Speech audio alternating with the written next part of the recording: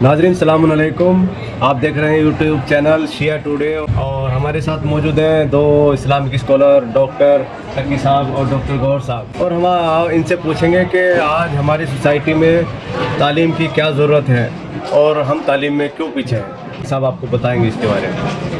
सबसे पहले तो मैं शिया टुडे के तमाम अरकान का तहे दिल से शुक्रिया अदा करता हूँ, ख़ास तौर से अपने एंकर जनाब इफ्तिखार हुसैन साहब का कि वो आप नाज़रीन किराम की खिदमत में एक चुभता हुआ सवाल कि आज हम बहैसियत कौम तालीम में पीछे क्यों हैं। जैसा कि आप जानते हैं कि मौजूदा दौर में तालीम हमारे लिए ऐसे ही है जैसे जिस्म के लिए सर, और जिस तरह जीने के लिए ऑक्सीजन ज़रूरी है, इसी तरह हमें अपनी ज़िंदगी में तरक्की के मराहिल को तय करने के लिए तालीम की ज़रूरत है।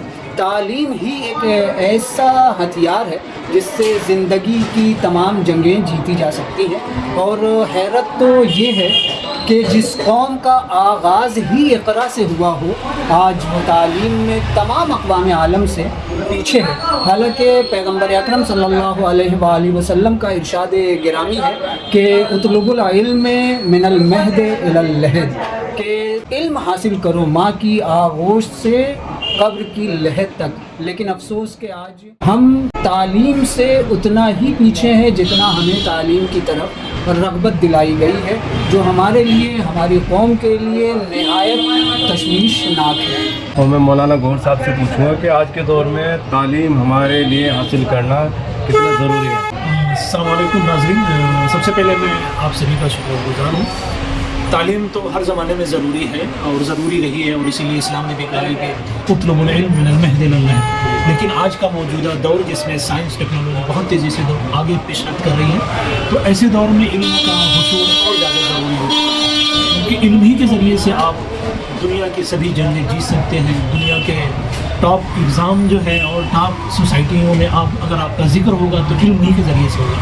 तो इसलिए इल्म को हासिल करना हमारे समाज के हर फर्द को ज़रूरी है, और इसके लिए सबसे पहली बुनियादी ज़रूरत है कि हमें इल्म की अहमियत को समझाना होगा। हर फर्द को ये समझना होगा कि इल्म हासिल करना क्यों ज़रूरी है और कौन सा इल्म ज़रूरी है।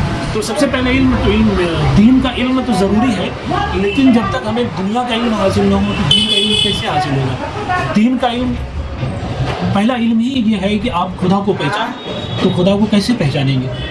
इस्लाम ने भी जब कहा है कि खुदा को पहचाने, तो ये नहीं कहा है कि किसी मौलाना की बात को सुन के आप माने या किसी स्कॉलर की बात को सुन के माने, नहीं, बल्कि आपको आज़ादी दिया है। आपसे कहा है कि आप अपनी अक्ल से सोचो। तो आप अपनी अक्ल से कैसे सोचोगे जब तक आपने इल्म हासिल न किया हो, जब तक आपने साइंस टेक्नोलॉजी बहुत सारी चीज़ों पे आपने अपना रिसर्च न किया हो, आपने अपनी चीज़ों से, अपनी मुशाहिदे से उसको हासिल न किया हो, तो कैसे आप खुदा को मानेंगे। और जब तक खुदा को नहीं मानेंगे तो दुनिया भी हमारी और दीन भी हमारा हमसे दूर होगा।